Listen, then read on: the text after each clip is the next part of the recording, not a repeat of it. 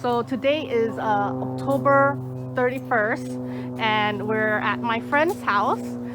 Would you like to introduce yourself and about your home here? Sure. My name is Ivana Begley, and I have these two pawpaw trees. Mm-hmm. I also have a wonderful persimmon tree, so we're in the middle of our persimmon harvest right now. The the pawpaws, both of these trees were here when we moved here in 2001. So, I mean, I think that maybe they were probably planted around 1990 or so. So they're about maybe 30 years old. And there's two of these trees. You can see like this one is more upright, Oh, there you go. that has kind of like a dual trunk that's split.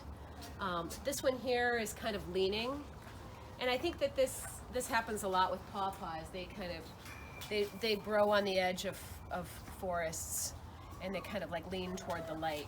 They're somewhat protected by the hen house and the fence.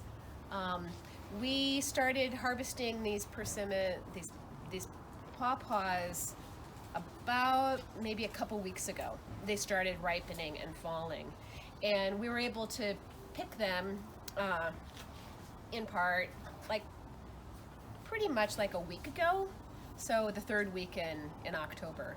Now every day when the wind blows, a few from the upper reaches fall down, and I can kind of harvest them on the ground, and you can kind of see how they get all bruised. And this one, you probably could eat, or you could just do what I'm doing, which is just give it to the chickens. I'll unscrew it, And do they love it? and they do like it. So there you go, chickens. You can enjoy it along with the rotting apples. It's its own scene. But yeah, it's been a really great.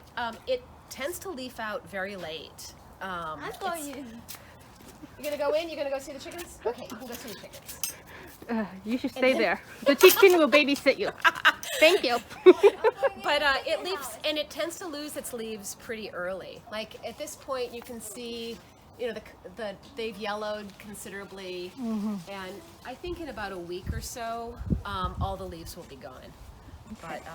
But most of there's still a few fruits hanging on, but they're mostly done. It's definitely kind of a mid-October kind of fruit. And do you notice last year when I had some of your pawpaws, I noticed there's two distinct flavors with them. Like there were two different varieties. Oh, I did. Interesting. Yeah, one I it's been a year, so but one was more like tropical and one was more light. And so the tropical one had a little larger fruit size to me, and the other one is a medium size. Oh, interesting. Yes, I've never noticed this difference. really. Oh, Yeah, and I've noticed like larger and bigger fruits come from both of these trees. Ah. So I haven't noticed that subtlety. But I think, Kim, you're more of a connoisseur than I am. I'm a little particular. I'm like, I gave my husband the one that's more medium size, and then the other one, I'm like, these are mine. Mine. I like the flavor, Yeah. Yeah, so because they can be two seedlings, which Right. will have totally different flavors because they can't be exactly like their parents, or they can be a grafted one, but it has to be like two varieties of grafted. That's Interesting. yeah, and then And they could be, they actually, I mean, the reason why it might be two different varieties, and I'd never even considered this before, is because when we moved here, there were so many fruit trees planted here, and there was two of each type of fruit, and it was usually two different varieties. So we had two varieties of plums, we had two varieties of peaches, which were terrible, and they didn't do anything at all because they were planted in the shade of a redwood tree. There were three varieties of apples, but only one persimmon. So there might be two. yeah, this one you definitely need cross pollination, and the reason That's why why there's this is two. particularly planted close is they must be 8 feet or closer because they're not pollinated by bees, except for they're pollinated by flies. As in a sense, people have used rotten meat and hang it to ensure cross pollination. Well, I guess that Yeah.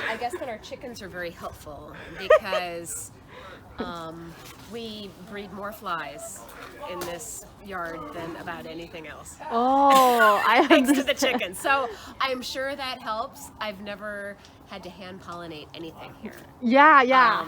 Because the fly situation gets extreme. Naturally. Yeah, from this Absolutely. tree actually. From this, I think it's the apple. Yeah. So, thank you so much for sharing you about the bet. pawpaw. Could you tell us about your persimmon tree now? Yeah, let's go yeah. on over there. Okay. From the crows, because those are ones that typically only the crows get to eat. But we're greedy, so we're gonna get what we can. Right, that they're gonna still have a ton. I think they will. Now these Really started easy. these started ripening about a week or two ago, but I didn't feel like they were really ripe enough to harvest a whole chunk of them. You can harvest them over the course of a month because the fruits themselves they adhere very, very strongly to the branches. In fact, the branches themselves are very weak. Oftentimes you grab a fruit and a branch comes down with it, which is I find that great because it helps to prune the tree. It gives that I'm a landscape architect and I really like form of trees, and it gives it just a really incredible form.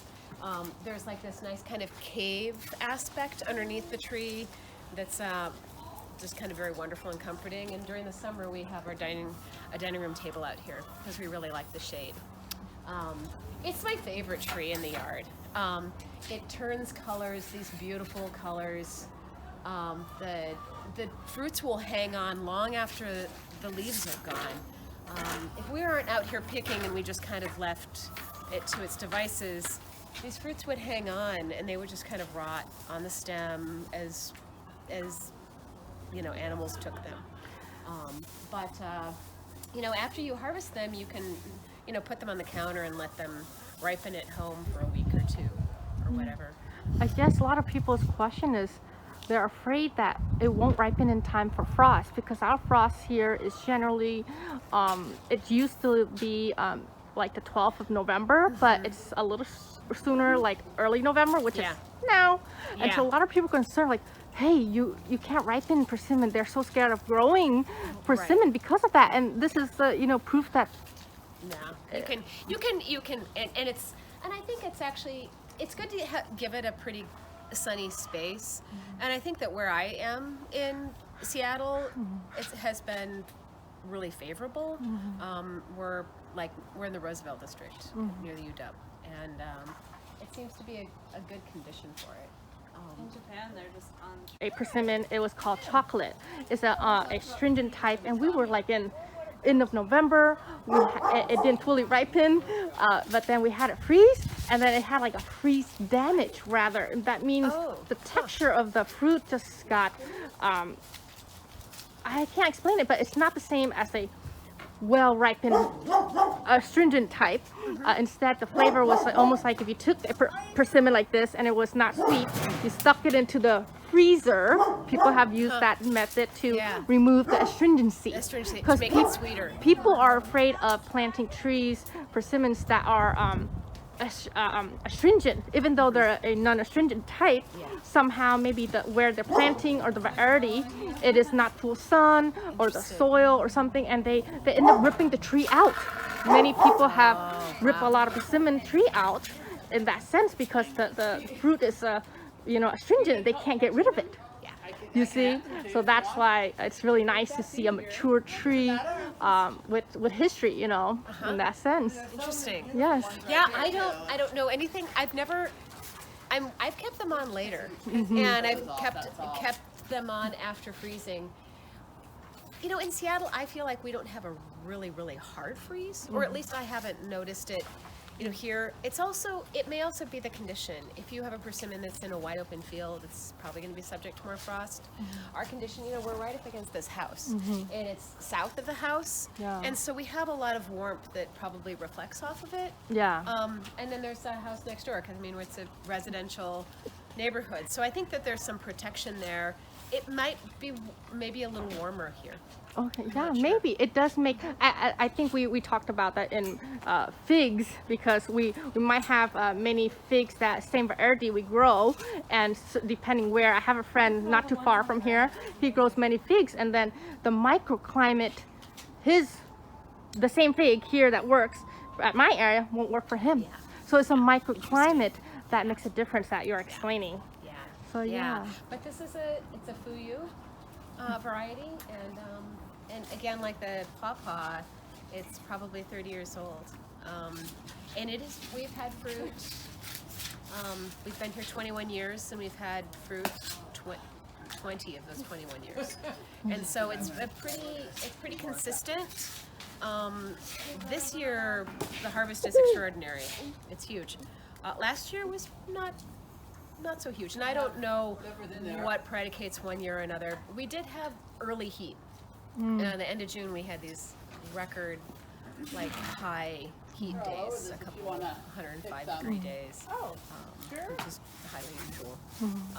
But so I don't know if the increased heat that we're having in Western Washington, I think it might be helpful to a fruit like persimmon. I think that this is, of all the fruits I grow in my yard, this has never had any diseases. This has never had any pests. It's self-pruning. It's beautiful. It produces fruit that is delicious and that is expensive to buy in stores. Yes, I was at the store the other day. Of all the trees that I would recommend that I have, that I would recommend for anybody else as far as fruit trees, I'm like, it's you know, all the way these Japanese persimmons are. I can't say anything bad about them. Yeah, I feel like it brings a beautiful fall color, because you know, if you're driving, like I recognize your house because I was walking on which house is it, because I couldn't see the number. I'm like, this house. And it's just like it stands out, and it kind of brightens. You know, during fall all the leaf fall down, but with these beautiful, you know, orange colored fruit that's hanging there, it just, you know, I guess it's fun to see that, you know. And I love having a fruit that's the last fruit of the year, because it kind of marks the end to harvest season. It marks the beginning of winter. You go into Thanksgiving with these beautiful fresh fruits when there's not a lot of fresh other things, and it's just kind of nice to have like that. Okay, here's the last thing we harvest. So yeah, I would tell people to don't be scared of the frost. Okay, good. Go for it. Thank you. Put it in a nice sunny area.